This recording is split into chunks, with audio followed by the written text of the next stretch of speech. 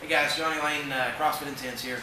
Go into workout number 2, video number 3 of our series here on the standards. So we're going to cover the 6 minute, as many reps as possible, and it'll be broken down into 3 workouts. So we'll have 2 minutes of power cleans, 2 minutes of shoulder to overhead, and 2 minutes of overhead squats.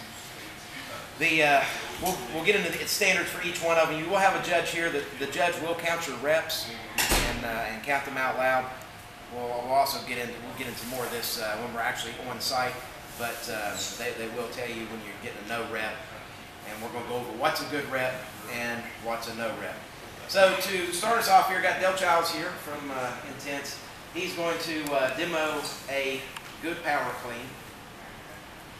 In this case here, as a judge, all I'm looking for here is that he's completely stood up with the bar, knees are locked out, hips are open, and the elbows are in front of the bar. So those are good reps. Now, I'm going to have him demo a few bad reps. These would be no reps. And the first one we're going to do is if he was going, let's say that he's going fast and does not get his elbows back and actually gets them in front of the bar. So in this case here, he's a little shy, won't get his elbows in front of the bar. Everything else is okay, but he's not getting those elbows in front of the bar, so that's a no rep. Another thing he might do, especially if it's a lighter weight and it's a stronger competitor, may not touch the ground. Every rep has to go to the ground. So in this case here, he cleans it up, he's good there, he goes a little shy, he didn't actually make contact with the ground. So that would be a no rep. And finally, and not that this is all that could happen, but these are the top 3 that I can think of right offhand. It would be if he cleans it and does not open his hips or lock his knees out. So he's here and he drops the bar. So in that case, he's dropping the bar before he's actually finishing the lockout, and that would be a no rep. Now we'll go to the overhead portion. Again, we'll do 2 minutes of this. Judge will let you know when the 2 minutes is up and actually give you a little bit. We'll have a timekeeper there. They'll give you about a 10-second warning and countdown as we immediately transition to the shoulder to overhead. Now the shoulder to overhead, judge is going to stand off at an angle to him.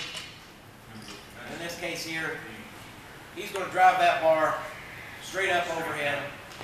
And what I'm looking for here is that the ear is on the other side of the arms. It's a very easy measurement to use, and that's going to be a good rep right there. Everything's locked out, it's a nice tight straight line. Do a few good reps. Good reps here, good reps. He's actually using a push jerk, and he's still finishing it by standing up and locking it out.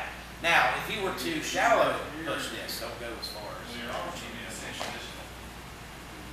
And in this case here, he's actually getting good extension, he's locking it out, but he's not coming below his chin, and that's going to be the standard.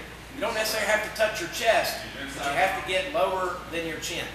If you stay anywhere in this area here, as that's as far as you bring the bar down, then that's going to be a no rep.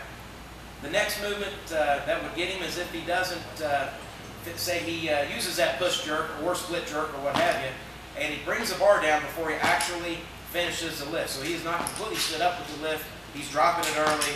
Those would be no reps. Another one would be as if he pushes the bar out in front of him, doesn't get his head through the window.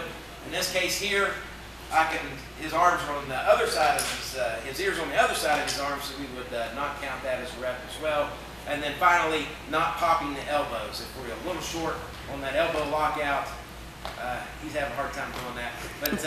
But if we end up somewhere here, unless there are extenuating circumstances that the athlete tells the judge in advance that they have an elbow injury or something that would prevent them from actually fully extending and locking out that elbow, and they would have to demo a rep beforehand to show that issue. Then finally, again, the same sort of situation. We're 4 minutes into the workout at this point, close to 4 minutes. We're going to get a 10-second countdown to transition to the overhead squat. The overhead squat, he's got to have that bar extended up above him. The elbows do not have to be locked out. We're not necessarily going to be looking for that. As long as the bar doesn't touch the body, he can't have it resting on his head or sitting on his back at any point during the movement. Now, he's going to demo a good rep or 2 here. So he's locked that overhead. Crease of the hip goes below the knee, stands up, opens the hip. And those are good reps. We would count those. Now, if he were to shallow squat, crease of the hip stays above the knee, then that would be a no rep, and those are no reps. Then, of course, if he doesn't pop the hips, open the hips all the way at the top. So he quickly cycles through these, he's up. You can see he's actually locking the knees, but he's not popping the hips forward, he's not opening his hips at the top of the rep, so that's going to be a no rep. And then finally, any sort of variation of losing the bar. So if he finishes a rep and he stands up with it and gets wobbly and drops it back behind him or in front of him and doesn't finish the rep, you don't have to demo that. He's going to end up getting hurt. But if he does any sort of variation of that without control, standing up with complete control of the bar, even if he stumbles a little bit, as long as he still finishes and has control of the bar, we're going to count that rep. This is going to be a combination of the total reps that the athlete gets in that 6-minute period, 2 minutes of the cleans, 2 minutes of the shouldered overhead, 2 minutes of the overhead squat.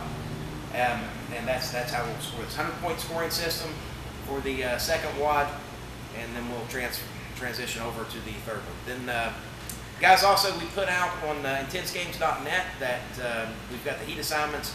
There's been a lot of substitutions. That's over with now, but I want to make sure that we finish up everything that's happened so far. So get with me, get with Mindy, get with one of us pretty quickly so we can make any changes that need to be made to that list.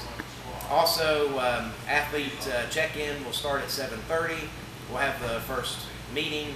We'll have actually the only meeting, the rules meeting at 8:15, and we'll kick this thing off promptly at 9. We'll have the video for the semifinals. We'll get that done tomorrow and get that put out for that. The finals will be announced on site, so we're keeping that hush-hush for now. Have any questions, comments, anything at all, just email me or Mindy. Thanks.